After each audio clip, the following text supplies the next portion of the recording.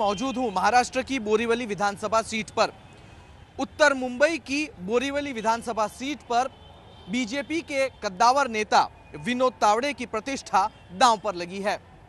विनोद तावड़े विधान परिषद में विपक्ष के नेता हैं और विधानसभा में कामकाज का उनका अच्छा खासा अनुभव है, लेकिन जनता के बीच चुनाव का ये उनका पहला मौका है।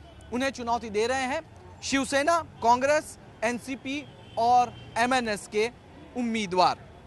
विनोद तावड़े पहले ही अपने आप को गृह मंत्री पद का दावेदार बता चुके हैं, लेकिन ये सब कुछ तब होगा जब वो चुनाव जीत पाएंगे।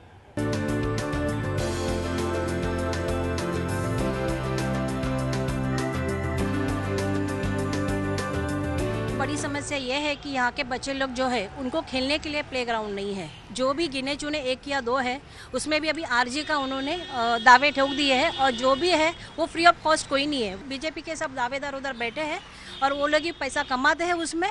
और बोरीवली की समस्या और देखा जाए तो यहाँ पे विकास का काम ऐसा कुछ नहीं है। 2-3 ही कॉलेजेस है, मेडिकल कॉलेज नहीं है, साइंस के लिए कोई अच्छा कॉलेज नहीं है। यहाँ के जो आमदार है 10 साल से गोपाल शेट्टी, जो अभी खासदार भी बन चुके हैं, लेकिन महिलाओं के लिए उन्होंने मतलब एक सुलभ शौचालय की भी मतलब तरतूद नहीं की है। बोरीवली में पानी का सबसे बड़ा तकलीफ है, उसके बाद ड्रेनेज लाइन का तो सबसे बड़ा हाल है इधर। बोरीवली की जनता के कई सवाल हैं, लेकिन यहाँ से विधायक का चुनाव लड़ने जा रहे विनोद तावड़े का कहना है कि चुनाव जीतने के बाद वो बोरीवली की तस्वीर बदल देंगे।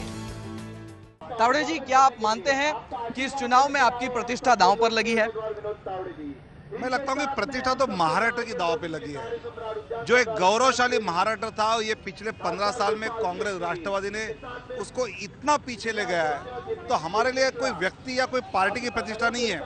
हमको महाराष्ट्र फिर से गौरवशाली बनाना है और उसको हम अभी प्रतिष्ठा पे लगाए। बोरीवली के हम अलग अलग इलाकों में घूमे, छोटी सड़कें, पुरानी इमारतें, महंगे होते हुए आवास, रेलवे के अंदर लोगों की जबरदस्त समस्या। आपके पास क्या योजना है? इंफ्रास्ट्रक्चर यहाँ बहुत कम है, इसलिए इंफ्रास्ट्रक्चर यहाँ बढ़ाना और साथ साथ एक बोरीवली का एक कल्चरल स्वभाव है, उस कल्चरल स्वभाव में लोगों की एक कल्चरल भूख है, उसके लिए भी कुछ बातें करने जैसी है। साथ साथ एक सुपर स्पेशलिटी अस्पताल जैसे एक बड़ा अस्पताल हो, सर्विस इंडस्ट्री का एक हब बोरीवली सबब बन सकता है। ऐसी कई चीजें हैं और इसलिए मैं मानता हूं कि सड़क थोड़ी बड़ी करना, ट्रैफिक का प्लानिंग बनाना और रेल की यात्रा और सुखद हो जाए, इसके लिए दिल्ली के सरकार से समन्वय करते हुए उसको बढ़ावा देना, ये मेरी प्राथमिकताएं होंगी। बोरीवली सीट बीजेपी का गढ़ मानी जाती है। 1980 से बीजेपी को इस सीट पर कभी हार का मुंह नहीं देखना पड़ा। बोरीवली से विधायक रहे बीजेपी नेता राम नाईक केंद्र सरकार में मंत्री भी रहे हैं। बोरीवली के मौजूदा विधायक गोपाल शेट्टी इस लोकसभा चुनाव में यहां से सांसद बन चुके हैं। तथ्यों की बात करें तो अभी तक बोरीवली से जीत हासिल करने वाले बीजेपी नेता यहां के स्थानीय निवासी रहे हैं, लेकिन इस बार बीजेपी के उम्मीदवार बोरीवली के बाशिंदे नहीं हैं। वहीं कांग्रेस से उन्हें चुनौती दे रहे उम्मीदवार अशोक सुत्राले बोरीवली के ही रहने वाले हैं। बोरीवली के लोगों की सबसे पहली भावना ये है कि बोरीवली का उम्मीदवार उनका अपना स्थानिक उम्मीदवार हो। इस भावनाओं को उन्होंने नहीं समझा। विरोधी पक्ष नेता होने के बावजूद पार्ला से आए हैं, हम उनको वेलकम करते हैं। लोकशाही में आदमी कहीं से भी लड़ सकता है। ये इलाके में देखा गया है कि कांग्रेस वीक हुई है। लोकसभा चुनाव के अगर रिजल्ट देखें तो कांग्रेस को पिछले चुनावों के मुकाबले कम वोट्स मिले हैं। क्या कहेंगे इस पर? पिछली बार जो वातावरण था, उस वातावरण के बारे में कुछ बोलना नहीं चाहूँगा, क्योंकि आम जनता ने इस देश में नरेंद्र मोदी जी को बहुमत दिया है।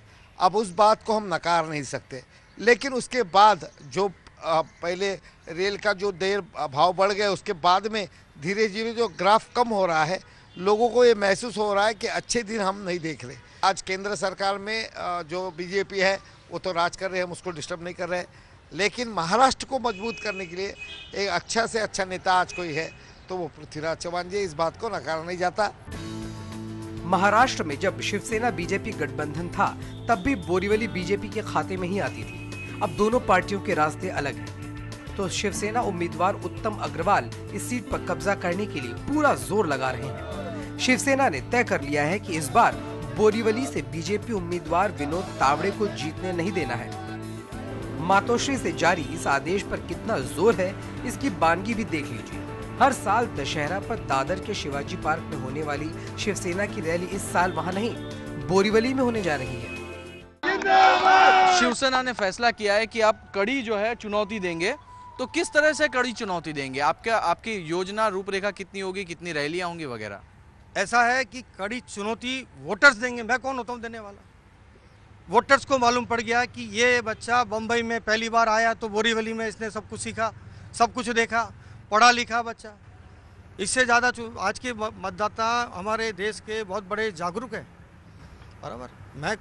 मैं चुनौती देने वाला नहीं, जो मतदाता हैं बोरीवली के वो चुनौती देंगे। बोरीवली सीट पर एमएनएस की भी नजर है। एमएनएस ने यहाँ से नयन कदम को मैदान में उतारा है।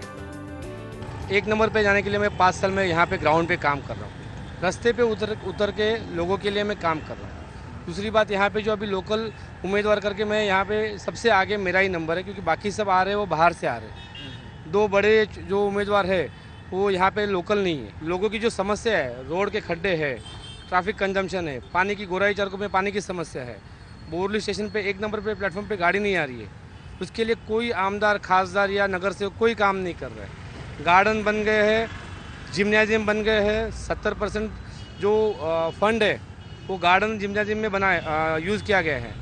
तो ये कैसा काम होगा? बोरली का विकास कैसे होगा? मुझे बोरली का विकास करना है।